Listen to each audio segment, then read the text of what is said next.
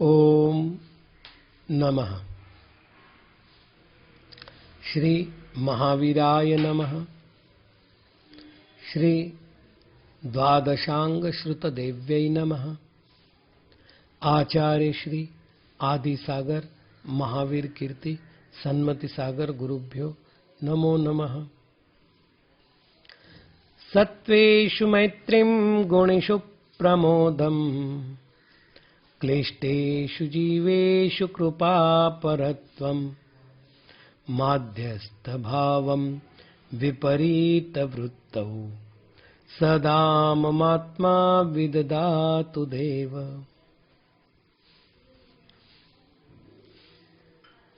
दो दिन से माँ जिनवानी से हम क्षमा याचना कर रहे हैं कि अक्षर मात्रा पद स्वर आदि किसी भी प्रकार से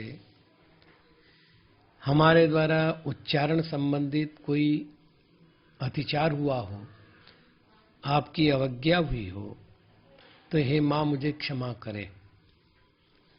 कल के विषय पर एक प्रश्न आया है। कल मैंने कहा था कि अर्थ शुद्धि के लिए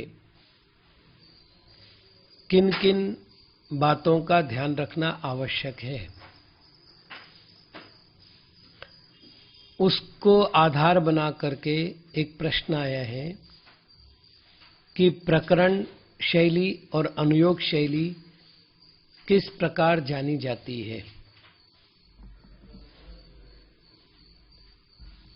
कोई कठिन उत्तर नहीं है इसका।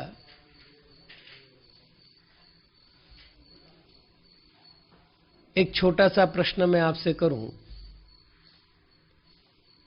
कि सेंधव शब्द के दो अर्थ होते हैं। पहला अर्थ है नमक, दूसरा अर्थ है भोजन। एक व्यक्ति, दूसरा अर्थ है घोड़ा। एक व्यक्ति भोजन करने के लिए बैठा हुआ है और उसने कहा सेंधवम आनय, अर्थात सेंधव लाओ। तो आप क्या परोसेंगे, घोड़ा या नमक? तो साजिक बात है, नमक परोसेंगे। अब इसके लिए कोई अतिरिक्त बुद्धि लगाने की जरूरी नहीं है। जब एक शब्द के कई अर्थ प्रयोग होते हैं तो उस शब्द के अर्थ का प्रयोग करते समय उस प्रकरण विशेष को देखा जाता है, स्थान क्या है।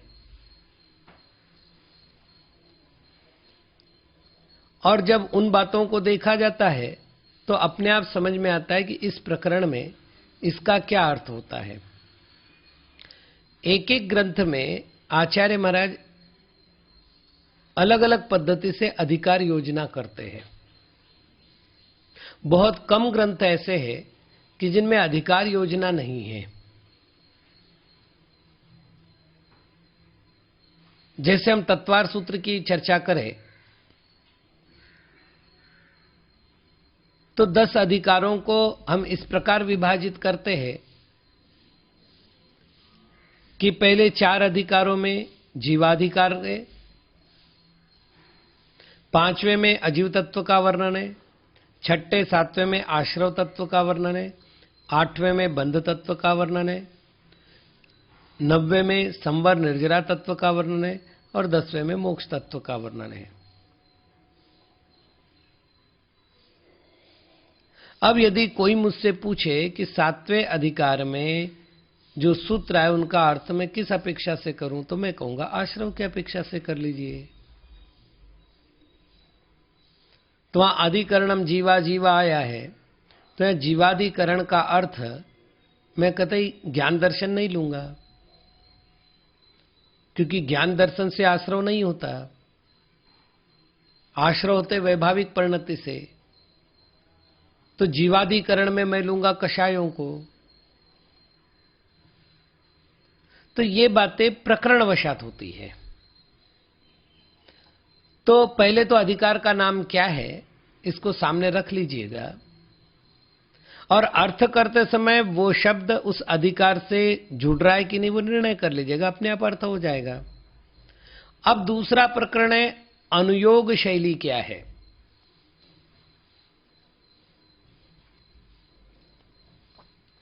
ये तो सभी जानते हैं कि दिगंबर आमनाय में प्रथमानुयोग, कर्णानुयोग, चरणानुयोग और द्रव्यानुयोग, ये 4 अनुयोग है।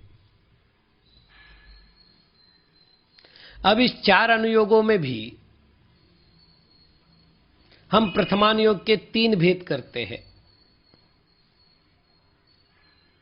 पुराण, चरित्र और अर्थाख्यान। अब यहां वो प्रकरण नहीं, मैं केवल संक्षेप में बता रहा हूं क्योंकि मुझे इस प्रश्न का उत्तर देना है। कर्णानुयोग के हम 2 भेद करते हैं, भूगोल और गणित। चरणानुयोग के हम 2 भेद करते हैं, श्रावक संबंधित चरणानुयोग अर्थात श्रावकाचार और साधु संबंधित चरणानुयोग अर्थात श्रमणाचार।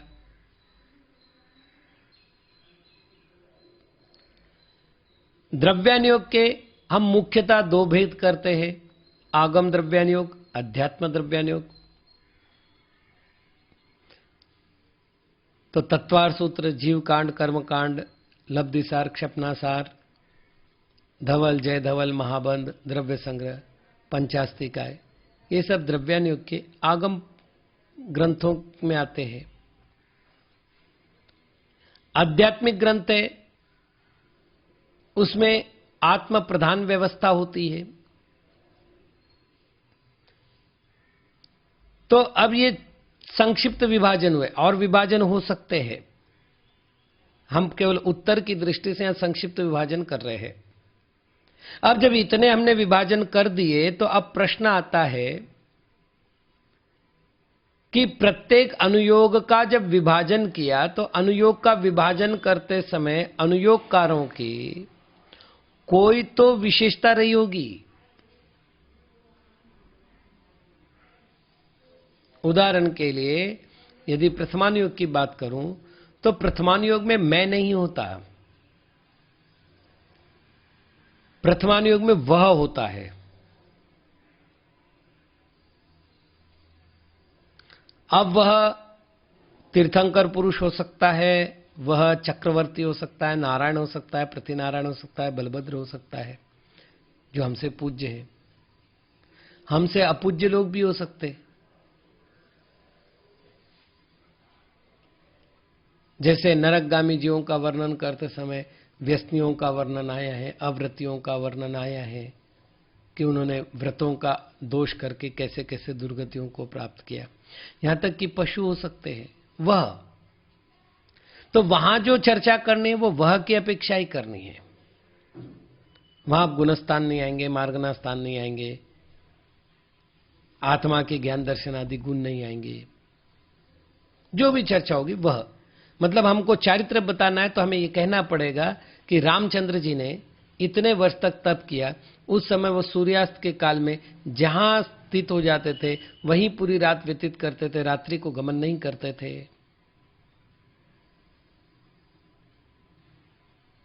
तो चारित्र का वर्णन भी होगा तो वह वर्णन होगा वह शब्द के आधार पर। कर्णानुयोग में जितना वर्णन होगा वो या तो होगा संख्या के आधार पर या क्षेत्र के आधार पर। भरत क्षेत्र, जम्बूद्वीप, पुष्कर समुद्र, स्वयंभू रमण द्वीप, मेरू पर्वत, क्या व्यवस्था है वहां पर।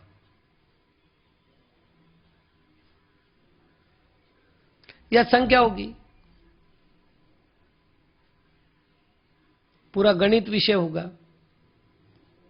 चरणानुयोग में अब आप देख लीजिएगा, चरणानुयोग के हमने 2 भेद किए तो 2 अनुयोग हो गए, श्रावकाचार चरणानुयोग और श्रमणाचार चरणानुयोग। अब कोई श्रावक आकर कहे देखिए महाराज, बिना स्नान किए चौके में जाने पर चौका अशुद्ध होता है, इसलिए प्लीज आप स्नान करके आइए। तो भाई क्या होगा? उत्तर सही होगा? नहीं है। क्यों नहीं है? स्नान की जो विधि है वो श्रावक चरणान योग की है, मुनि चरणान योग की नहीं है। मुनि का तो स्नान मूल गुण है, तो उनका स्नान न करना ये गुण है, और श्रावक का स्नान न करना ये दोष है। ऐसे ही कोई श्रावक कहे महाराज भी तो पूजन नहीं करते ना, पूजन आवश्यक होता तो महाराज भी करते, इसलिए इसका अर्थ हो गया कि पूजन आवश्यक नहीं है, मैं भी नहीं करूंगा। तो ये अनुयोग शैली नहीं हुई।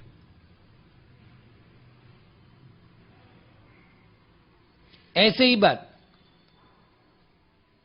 यदि चरणान योग की बात करते हैं तो चरणान योग में आचरण के दो भेद होंगे, पहला श्रावकाचार, दूसरा श्रवणाचार। किंतु द्रव्यान योग में जाएंगे तो चारित्र के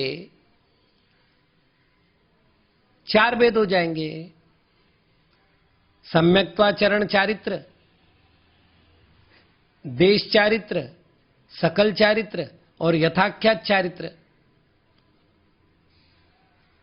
जब हम दो भेद करते हैं तो उसमें क्रिया की प्रधानता होती है। चरणान योग जब भी बात करेगा वो क्रिया की प्रधानता से बात करेगा, और द्रव्यान योग जब भी बात करेगा वो परिणामों की प्रधानता से बात करेगा। तो चरणान योग में यदि मुझसे पूछे कि देश चारित्र किसे कहते हैं, तो मैं ये कहूंगा पहली प्रतिमा से लेकर 11वीं प्रतिमा का अनुपालन करने को देश चारित्र कहते हैं।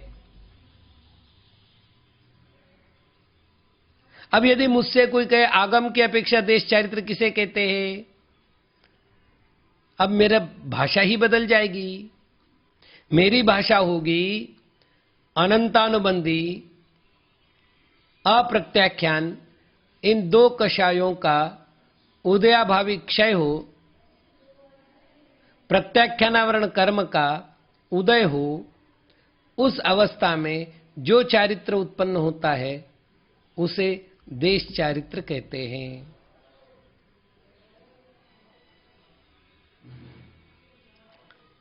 अब मैं क्रिया पक्ष नहीं बताऊंगा, इसलिए द्रव्यानुयोग में अतिचार शब्द नहीं आएगा, अनाचार शब्द नहीं आएगा, अतिक्रम शब्द नहीं आएगा, व्यतिक्रम शब्द नहीं आएगा।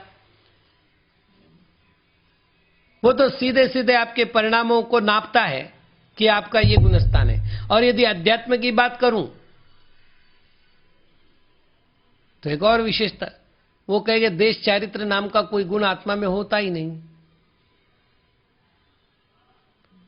क्योंकि जितने आप भेद कर रहे हैं वो किसी और अपेक्षा से कर रहे हैं, वो अपेक्षाएं मुझे मान्य नहीं है। तो जब भी हम अनुयोगों की ओर बढ़ते हैं, सामान्य रूप से प्रथमानुयोग जैसे वह शब्द की बात करता है, करणानुयोग क्षेत्र और गणित की बात करता है, चरणानुयोग क्रिया की बात करता है, द्रव्यानुयोग का आगम परिणामों की बात करता है, और द्रव्यानुयोग का अध्यात्म केवल आत्मा की चर्चा करता है। बस ये अनुयोगों का मूल रूप से विभाजन है।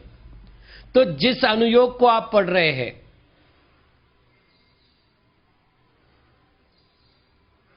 जैसे मैंने तत्वार सूत्र पढ़ा, अब तत्वार सूत्र क्या है? आगम द्रव्यानुयोग। उन्होंने कहा जीवों की 4 गतियां होती है,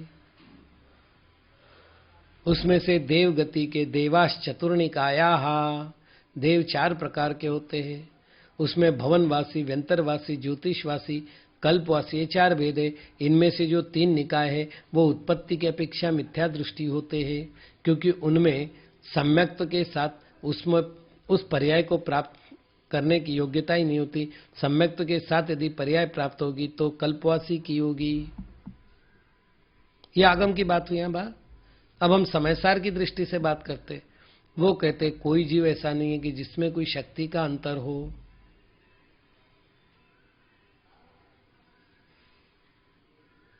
सभी जीव समान हैं, अनंत अनंत शक्ति से संपन्न है। दूसरी बात, गुण उत्पन्न होता नहीं, गुण नाश होता नहीं, क्योंकि आत्मा त्रिकाल शुद्ध है। तो अब जब हम समयसार पढ़ेंगे तो ये नहीं पूछेंगे कौन से गुणस्थान में शुद्धोपयोग होता है, क्योंकि गुणस्थान आगम का विषय हो गया और ये शुद्धोपयोग या अध्यात्म का विषय है। तो अनुयोग शैली के द्वारा जब कभी हमें ग्रंथों का परिशीलन करने का अवसर मिलता है, तब जाकर के अर्थ में गांभीर्य आता है।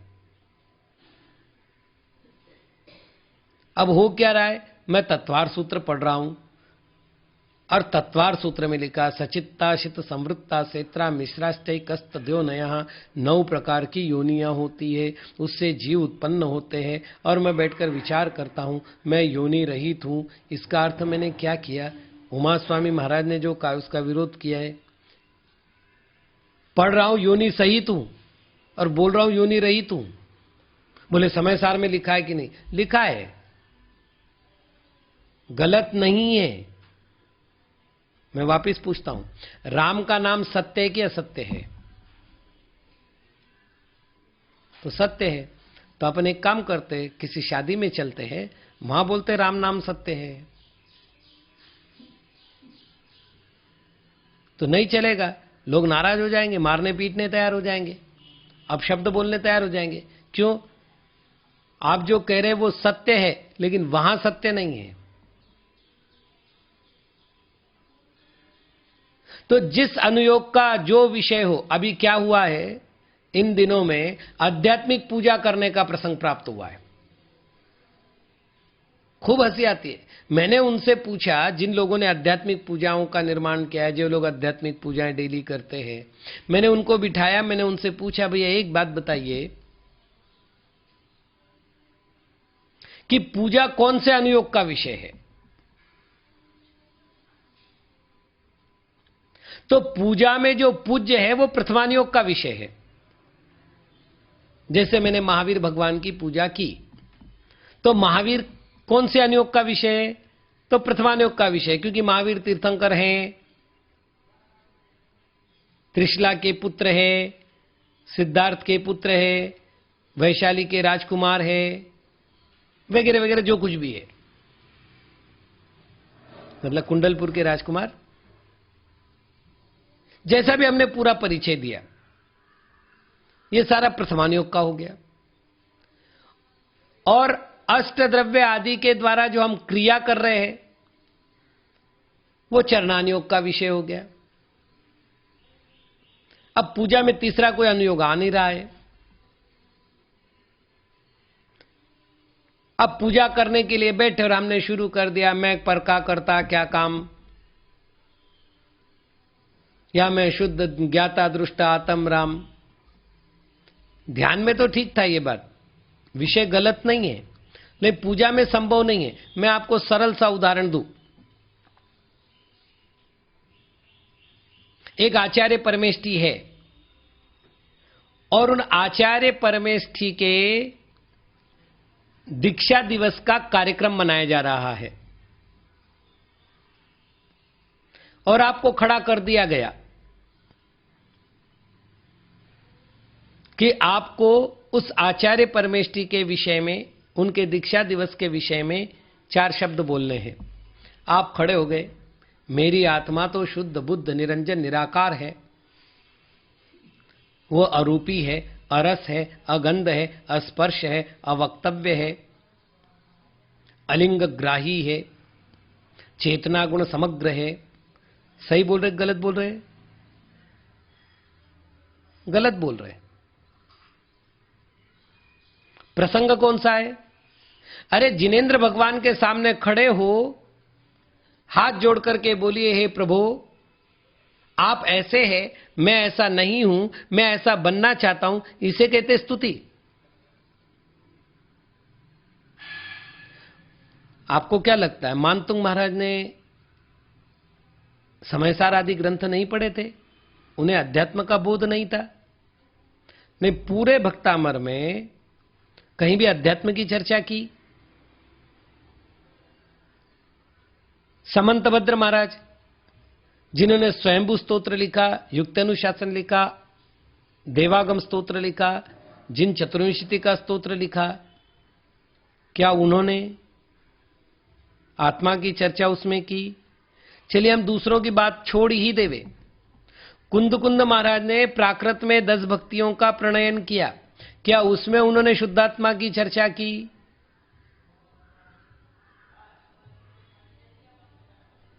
दूसरे की चर्चा नहीं कर रहा हूं, अब मैं कुंद महाराज की ही चर्चा कर रहा हूं।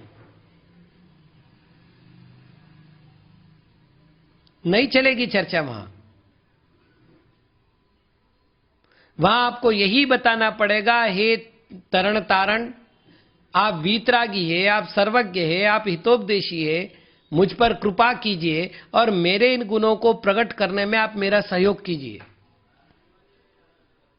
हे दुख भंजक, मैं आदि व्याधि उपाधियों के कारण विविध प्रकार के दुखों को सहन कर रहा हूं, मेरे दुखों को दूर करने में आप मुझे सहयोग प्रदान कीजिए। अब आप ये नहीं कह सकते एक द्रव्य दूसरे द्रव्य का कुछ नहीं कर सकता, तो भगवान मेरे दुखों को दूर कैसे करेंगे? वो अध्यात्म में ठीक हो सकता है। तो जब आप ध्यान करो तो सबसे अच्छा उपाय है कि आप आत्म सापेक्षता की बात करो। लेकिन पूजा करने के लिए बैठे हो, सामने जिनकी पूजा कर रहे हो वो गुण गाइए ना। आप पंचमेरु पूजा कर रहे हैं तो पंचमेरु का वर्णन कीजिए, जैसा कि पंडित ध्यानत राय जी ने किया है।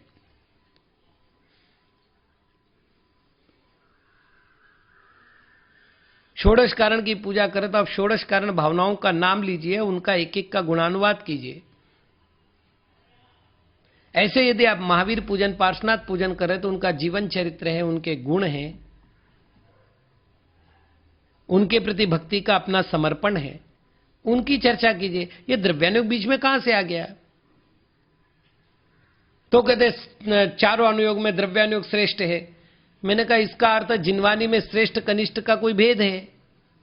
एक ये भ्रम निकाल दीजिए। यदि मां जिनवानी सर्वज्ञ की वाणी है तो जो द्रव्यानुयोग के अध्यात्म का मूल्य है वही प्रथमानुयोग की कथा का मूल्य है। हां, जिनवानी का अंग नहीं मानते हैं तो बात अलग है, और नहीं मानते हैं वो अपने सम्यक दर्शन का विचार भी कर लेवे।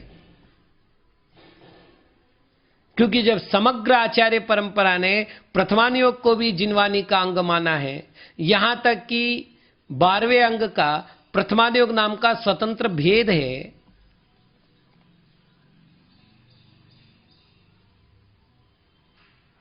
मैं एक गांव में गया, रत्नकर्ण श्रावकाचार्य पढ़ा रहा था। मध्य मांस मधु त्याग साहण व्रत पंचकम अष्टौ मूल गुणार्णाहु गृहिणाम श्रवणोत्तमाः, ये श्लोक चल रहा था। एक स्वाध्याय प्रेमी धार्मिक महिला आई और उसने कहा इसका आध्यात्मिक अर्थ बताइए। मैंने कहा बहन जी, मध्य मांस मधु का आध्यात्मिक अर्थ तो नहीं निकलता। बोले जब आत्म सापेक्ष बात नहीं हो तो इस पर द्रव्यों की चर्चा करने से क्या लाभ है?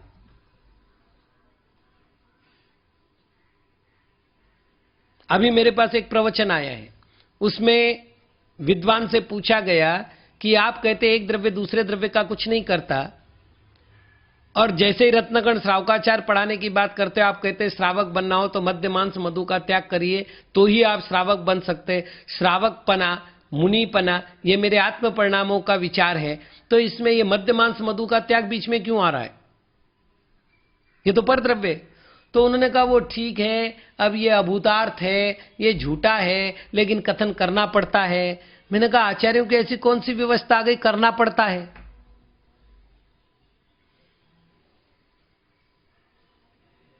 अब चरणानुयोग की बात बता रहा हूं। चरणानुयोग में कहा जब तक कपड़े नहीं खुलते तब तक मुनि अवस्था हो ही नहीं सकती, चाहे आपके कितने ही विशुद्ध परिणाम हो। अब इसी को हम द्रव्यानुयोग में देखते हैं। तो द्रव्यानुयोगकार कहते हैं कि सवस्त्र व्यक्ति का गुणस्थान, मतलब संयम लब्धि स्थान कितना ही ऊंचा हो, किंतु गुणस्थान छठा नहीं हो सकता, सातवां नहीं हो सकता।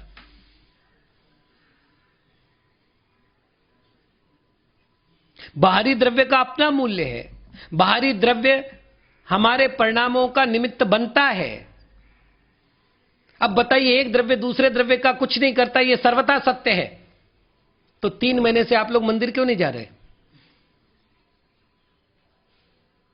बोलो आपकी भावना नहीं थी, कबूल करो। नहीं महाराज, भावना तो थी। फिर क्या हुआ? बोले कोरोना। मैंने कहा कोरोना कौन है? तुम्हारा आत्मद्रव्य कि परद्रव्य? वायरस है ना, परद्रव्य है ना। उस परद्रव्य के कारण आप 3 महीने से मंदिर नहीं जा रहे, इसको कबूल कर रहे हैं, और फिर ये कह रहे हैं कि एक द्रव्य दूसरे द्रव्य का कुछ नहीं करता। समयसार में लिखा है। या तो आप कोरोना को सही मानो या समयसार को सही मानो, तब अनुयोग की आवश्यकता पड़ती है। नहीं तो कुन का आगम झूठा हो जाएगा। फिर बोले हमारा उपादान नहीं था, तो पूरे भारत का एक साथ उपादान समाप्त हो गया। काल लब्धि नहीं थी, तो पूरे भारतवासियों की काल लब्धि नहीं थी। भाई ऐसा तो तर्क दो जो पचे भी। सरकार ने मंदिर बंद कर दिए, इसलिए आप मंदिर नहीं जा पाए, ये कबूल करने में कौन सा दोष आ गया? तो फिर उत्तर क्या होगा कि बाह्य द्रव्य भी आत्म द्रव्य को प्रभावित करते हैं। अब यह बात पक्की है।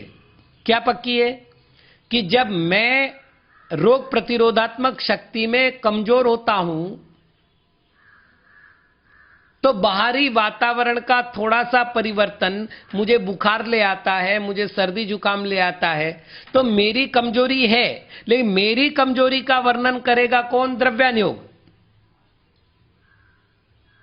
और बाहरी वातावरण की चर्चा करेगा कौन? चरणानुयोग।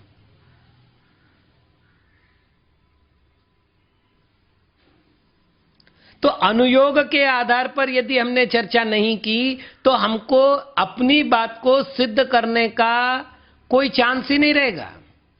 आप विचार करके देखो कि पूरे भारत के धार्मिक लोग, यहां तक कि कई लोगों ने उपवास किए, व्रत किए, लेकिन मंदिर नहीं जा पाए।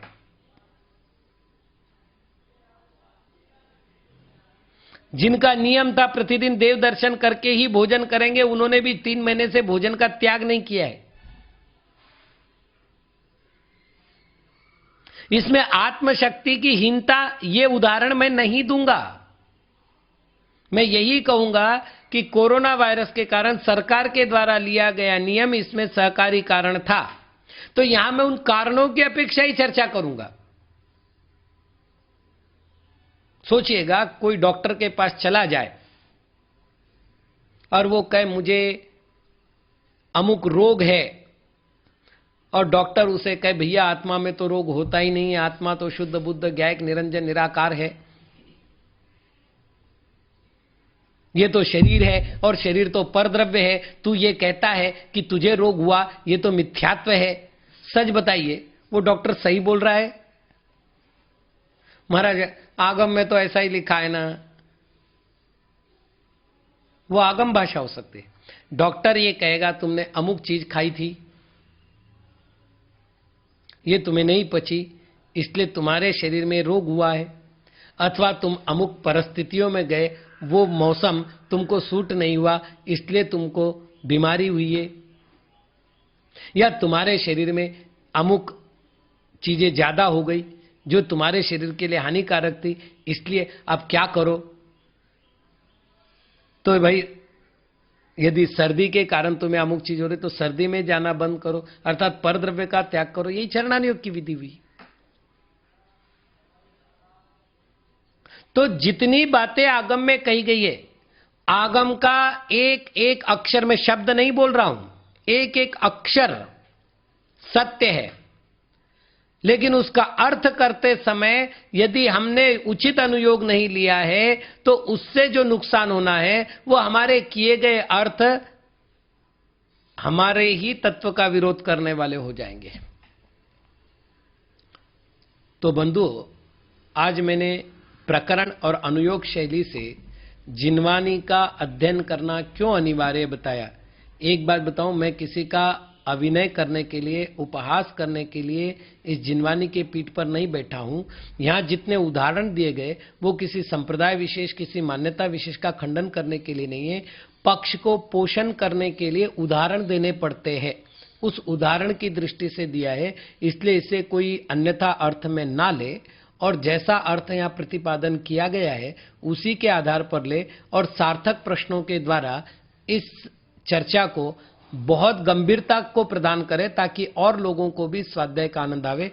आज इतना ही। ओम नमः।